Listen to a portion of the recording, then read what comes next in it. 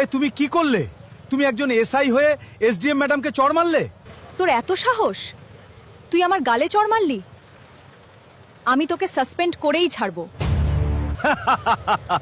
আমিও দেখি তোর মতো একজন সাধারণ এসডিএম আমাকে কেমনভাবে সাসপেন্ড করে। তোর কোনো ক্ষমতায় নেই। তোর তো দেখছি অহংকারও কম নয়। ঠিক আছে, দাঁড়া, তোকে দেখাচ্ছি আমার পাওয়ার।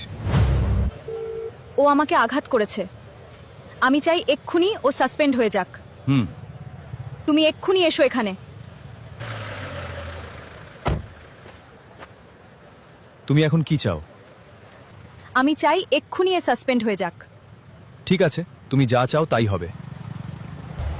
আজকে থেকে তোমাকে অনির্দিষ্টকালের জন্য সাসপেন্ড করা হলো। স্যার, আমাকে ক্ষমা করে দিন, আর কখনো এরকম হবে না। তুই বলছিলিস না যে আমি তোকে সাসপেন্ড করতে পারবো না? এখন বুঝ। স্যার, ইনি আপনার কে হয়? আমার ওয়াইফ। সকালবেলা রূপনগর শহরে অন্বেষা বাড়ি ফিরল কয়েকদিনের ট্রেনিং সেরে। মা দরজা খুলেই বললেন, আজ একটু বিশ্রাম করতো মা। কিন্তু অন্বেষা হেসে বলল, না মা, আগে শহরটাকে ভালো করে চিনে নিতে হবে।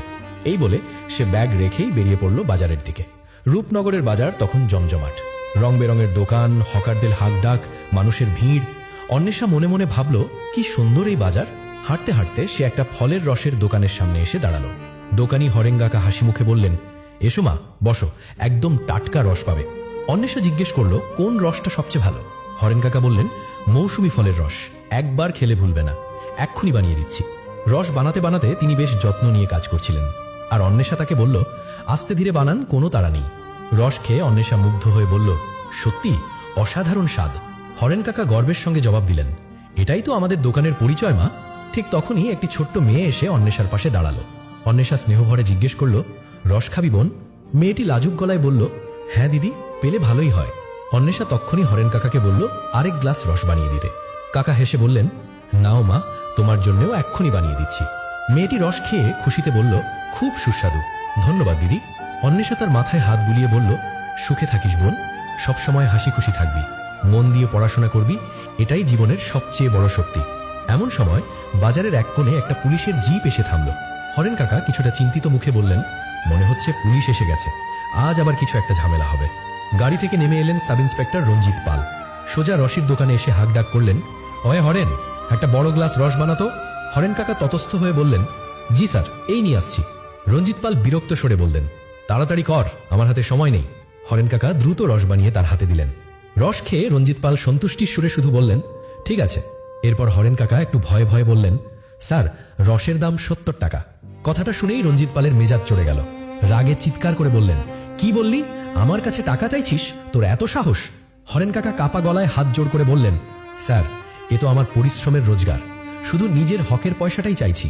কিন্তু রঞ্জিত পাল আরও রেগে বললেন, মনে হচ্ছে আজ তোকে তোর জায়গা চিনিয়ে দিতে হবে। এই অন্যায় দেখে অন্বেষা আর চুপ থাকতে পারল না। সে সোজা বলল, উনি তো কিছু ভুল বলেননি। রঞ্জিত পাল রাগী চোখে তার দিকে তাকিয়ে বললেন, তুমি মাঝখানে কথা বলো না। অন্বেষা শান্ত অথচ দৃঢ়স্বরে জবাব দিল, পরিশ্রমের পয়সা চাওয়া তো কোনো অপরাধ নয়। রঞ্জিত পাল দাঁত কিড়মিড় করে বললেন, আমাকে আইন শেখাতে এসো না, তুমি জানো আমি কে? অন্বেষা নির্ভয়ে উত্তর দিল, সরকারি উর্দির দায়িত্ব দেয়, ভয় নয়।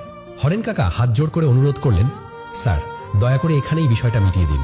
রঞ্জিত পাল ধমকে উঠলেন, চুপ থাক, নইলে ভালো হবে না। তারপর অন্বেষার দিকে তাকিয়ে হুমকি দিলেন, আর একটা কথা বললে পরিণাম ভালো হবে না। অন্বেষা নিঃসংকোচে বলল, সত্যি কথা বলতে আমি কখনো ভয় পাই না।